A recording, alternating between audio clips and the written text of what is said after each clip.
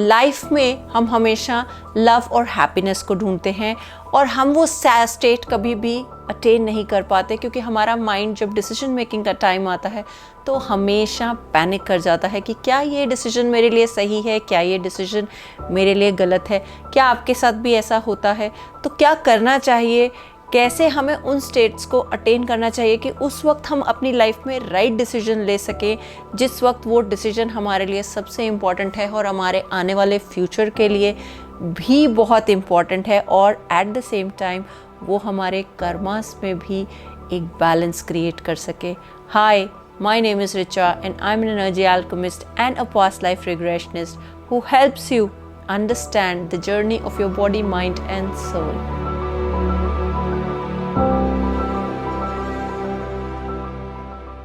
Life में हम happiness और लव ढूंढते रहते हैं, चाहे वो वर्क में हो, चाहे रिलेशनशिप्स में हो, चाहे हम कुछ भी कर रहे हैं अबाउट अवर पैशंस ऑल्सो।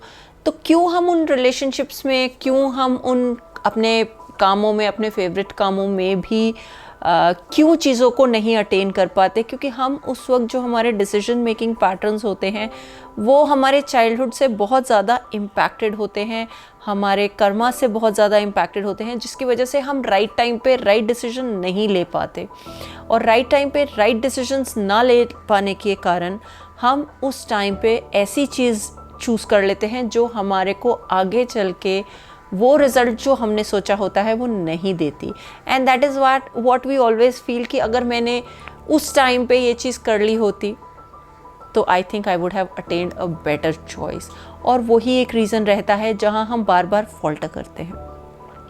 हमारी बॉडी कंप्लीट एनर्जी बॉडी है और हम हर वक्त अपने इमोशंस के थ्रू उन एनर्जीज़ को यूज़ करते हैं। अब जब हमारे इमोशनल स्टेट्स एक पर्टिकुलर सिचुएशन में होते हैं तो वो एक अपने अलग परम्यूटेशन कॉम्बिनेशंस बनाते हैं, और जो वो एनर्जी जब अपनी परम्यूटेशन कॉम्बिनेशंस और इम्बैलेंसेस क्रिएट करती है, that is where we start creating the disease, that is where we start panicking and taking the wrong decisions. तो क्या ऐसी कोई टेक्निक है, क्या ऐसी कोई चीज़ है जो हम अपनी लाइफ में बैलेंस क्रिएट कर सकें? Yes, there is a technique where we can attain the right decision making techniques in our life। कब हमें कौन सा डिसीजन कैसे लेना चाहिए जो हमें आगे चल के, क्योंकि हम हमेशा फ्यूचर के बारे में वरीड होते हैं और उस वजह से भी गलत डिसीजंस लेते हैं। तो हमें कैसे पता चले कि हम जो डिसीजंस ले रहे हैं वो हमारी लाइफ के लिए आगे चल के फ्रूटफुल होंगे या हमारी लाइफ में वही चीज़ें खराब हो जाएंगी। So how do you understand that? There is only a simple technique which I call is meditation, and everybody knows what meditation is. But actually what meditation is the state changing technique from one state to another। Meditation को ज़्यादातर लोग देखते हैं बैठ के कोई ध्यान मुद्रा में बैठना, बिल्कुल ठीक है, वो भी बिल्कुल वही चीज़ मेडिटेशन है। लेकिन जब डिसीजन मेकिंग का टाइम आता है उस वक्त हम कई बार ऐसा होता है, it's not possible physically to sit in a meditative state. Meditation actually is the transition from one state to another. जब आप पैनिक की सिचुएशन हो, उस ट्रांजिशन सिचुएशन को कैसे अटेन कर सकते हो ताकि उस वक्त आपका माइंड आपको राइट गाइडेंस, आपके थॉट्स, आपके इमोशंस आपको राइट गाइडेंस दे पाए। The first technique which is mentioned in Vedas is very very important, लेकिन वो आप दिन में कम से कम 2 बार प्रैक्टिस कीजिए, पॉसिबल नहीं है तो 1 बार प्रैक्टिस कीजिए।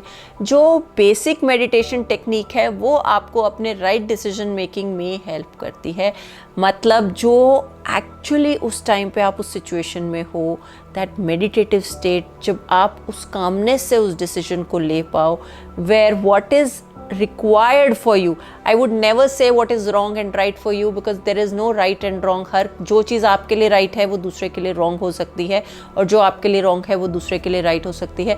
What is it that is going to be fruitful and at the same time balance your karmas, because karma balancing is also equally important। नहीं तो आगे चल के वो ही कर्मा आपको प्रॉब्लम देता है, क्योंकि what ever goes around comes around. जो भी आप यूनिवर्स में डालोगे वही आपके पास वापस आ जाएगा। So that is also one very important thing. तो मेडिटेशन को हमेशा प्रैक्टिस कीजिए, बेसिक चीज़ है हमेशा मेडिटेशन में, आप अपने ब्रीथ पे, जब आप मेडिटेटिव स्टेट में बैठ के मेडिटेशन को करते हैं उस वक्त अपने ब्रीथ, अपने थॉट्स, हर एक चीज़ को मॉनिटर कीजिए। क्योंकि स्टार्टिंग में कई लोग बोलते हैं कि मेडिटेशन नहीं होती, बिल्कुल सही बात है, नहीं होती। वाई? बिकॉज बहुत सारे थॉट्स आते हैं and it is perfectly fine. Over the period अगर आप 21 डेज रेगुलर मेडिटेशन करते हैं, आप देखेंगे धीरे धीरे आपके थॉट्स वैनिश होने शुरू हो जाएंगे and there will be a start of free flow of energy.